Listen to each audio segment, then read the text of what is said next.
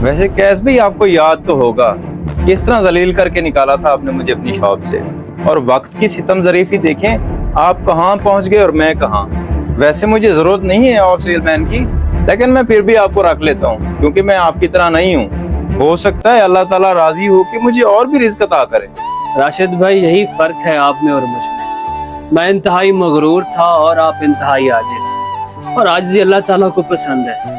देखिए उसने आपको कितना नवाजा है, और मेरे गरूर ने मुझे दर दर के धक्के खाने पे मजबूर कर दिया है, और मैंने आपके साथ बहुत बुरा सलूक किया था। ये आपका बड़ापन है कि आपने फिर भी मुझे काम पे रख लिया है। अल्लाह आपसे राजी हो। आमीन आमीन।